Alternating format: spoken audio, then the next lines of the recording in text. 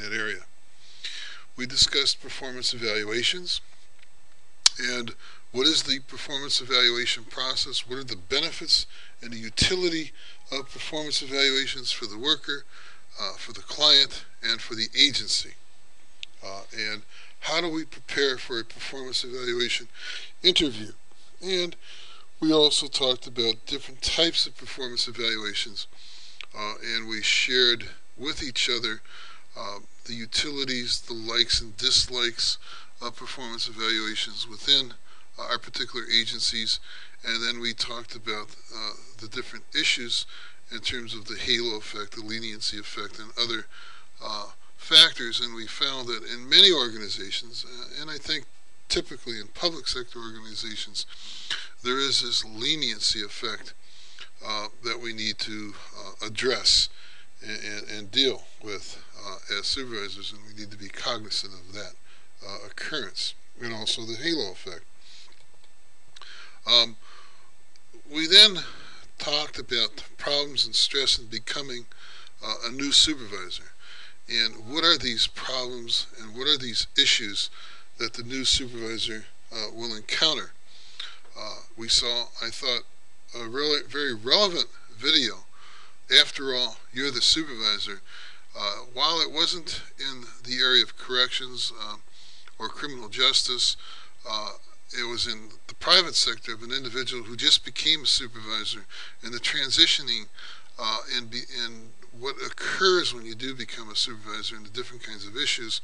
And we saw the relatedness of what Kadushin and Harkness talked about and what this individual experienced as a new supervisor in moving up in the organization and leaving his peers behind. I thought it was an interesting video from that perspective, and the connectedness of the readings.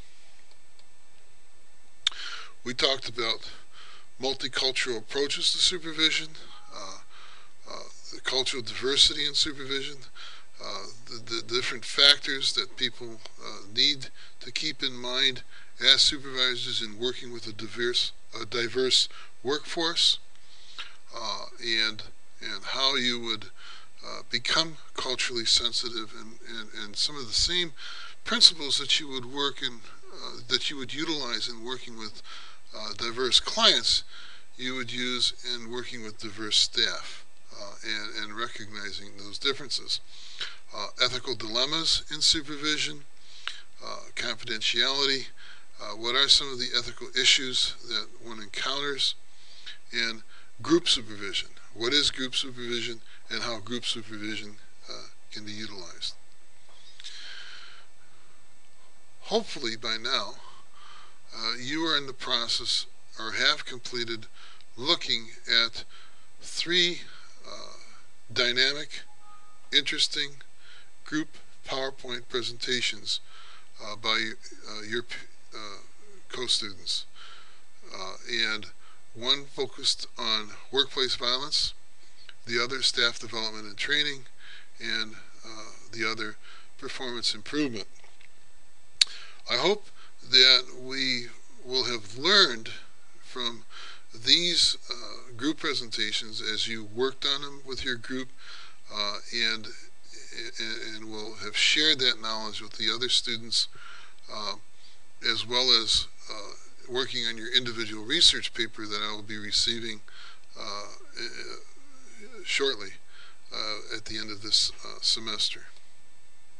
In summary, I do hope you've learned something.